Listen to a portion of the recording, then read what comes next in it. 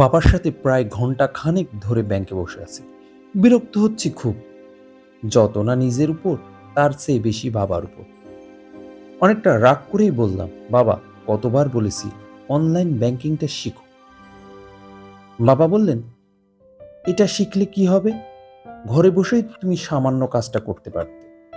শুধু ব্যাংকিং না, শপিংটাও তুমি অনলাইনে করতে পারো। ঘরে বসে ডেলিভারি পেতে পারো, খুব সহজ। কিন্তু এই সহজ জিনিসটাই তুমি করবে না। বাবা জানতে চাইলেন, করলে আমাকে ঘরের বাইরে বের হতো না, তাই না? হ্যাঁ বাবা, তাই।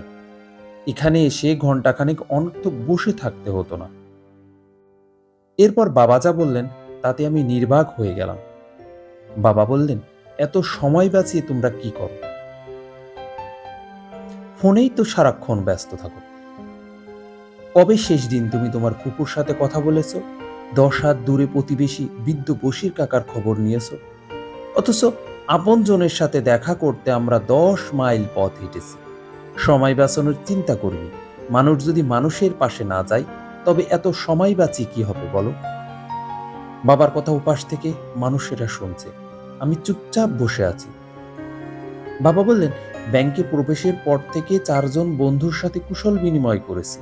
তুমি জানো আমি ঘরে একা, তাই ঘর থেকে বের হয়ে আসাটাই আমার আনন্দ। এইসব মানুষের সহচর্যটাই আমার সঙ্গ। আমার তো এখন সময়ের কমতি নাই, মানুষের সহচর্যের কমতি আছে। ডিভাইস হোম ডেলিভারি এনে দেবে অনেক কিছু, কিন্তু মানুষের সহচর্য তো আমায় এনে দেবে না। মনে পড়ে 2 বছর আগে আমি অসুস্থ হয়ে বিছানায় পড়েছিলাম। যে দোকান থেকে আমি দৈনন্দিন কেনাকাটা করি, তিনি আমাকে দেখতে গিয়েছিলেন। আমার পাশে বসে থেকে মাথায় হাত রেখেছিলেন। আমার চোখ অশ্রুসিক্ত হয়েছিল। তোমার ডিভাইস বড়জোর একটা যান্ত্রিক ইমেল পাঠাবে, কিন্তু আমার পাশে বসে থেকে চোখের জল তো মুছে দেবে না, বরং মনের কষ্ট আরো বাড়াবে, তাই না? চোখের জল মুছে দেওয়ার মতো কোনো ডিভাইস তৈরি কি হয়েছে? সকালে হাঁটতে গিয়ে তোমার মা পড়ে গিয়েছিলেন। কে তাকে ঘরে পৌঁছে দিয়েছিল? অনলাইন মানুষের অ্যাকাউন্ট চেনে, সে তো মানুষের চেনে না। মানুষের ঠিকানা চেনে না, কিন্তু রাস্তায় পড়ে থাকা মানুষের ঘর তো চেনে না। এই যে মানুষ আমার শয্যা পাশে ছিল, তোমার মাকে ঘরে পৌঁছে দিল, কারণ দৈনন্দিন নানা প্রয়োজনে একজন আরেকজনকে চিনেছি। সবকিছু অনলাইন হয়ে গেছে। মানুষ হিউম্যান টাচটা কোথায় পাবে বলো? আর পায় না বলেই পাশের ঘরের মানুষ মরে গিয়ে লাশ হয়ে থাকে। দুর্গন্ধ না আসা পর্যন্ত কেউ কারো খবর রাখে না। বড় বড় অ্যাপার্টমেন্টগুলো আমাদের অ্যাপার্ট করে দিয়েছে। পুরো পাড়ার একটা টেলিভিশনে কোনো অনুষ্ঠান একসাথে দেখার সবার আনন্দ আমরা একসাথে জড়ো করতাম। এখন আমরা রুমে রুমে নানা ডিভাইস জড়ো করেছি। আনন্দ আর জড়ো করতে পারি না। এই যে ব্যাংকের ক্যাশিয়ারকে দেখছো, তুমি তাকে ক্যাশিয়ার হিসেবে দেখছো, সেলসম্যানকে সেলসম্যান হিসেবে দেখছো, কিন্তু আমি সুখ দুঃখের অনুভূতির একজন মানুষকে দেখছি।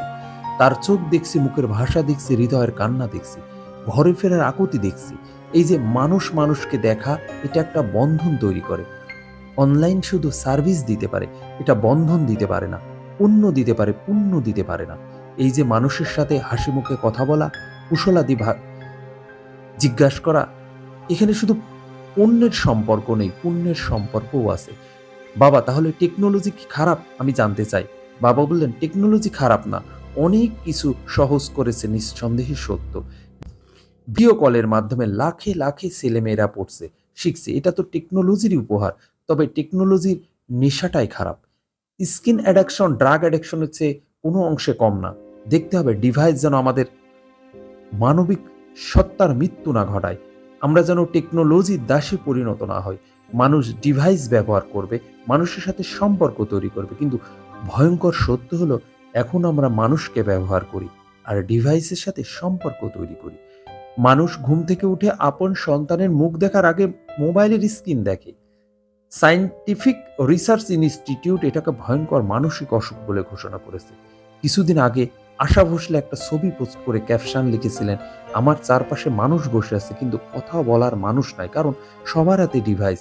বাবা দীর্ঘশ্বাস ফেলে বললেন, জানি না তুমি ভাবছো কিনা, তবে আমার মনে হয় তোমরা পণ্যের লোগো যত চেনো, স্বজনের চেহারা তত চেনো না। তাই তো যত পারো মানুষের সাথে সম্পর্ক তৈরি করো, ডিভাইসের সাথে না। টেকনোলজি জীবন নয়। Spend time with people, not with device. এই সময় বাবাকে চাচা বলে কে যেন একজন ডাক দিলেন। বাবা কাউন্টারের দিকে হেঁটে যাচ্ছেন।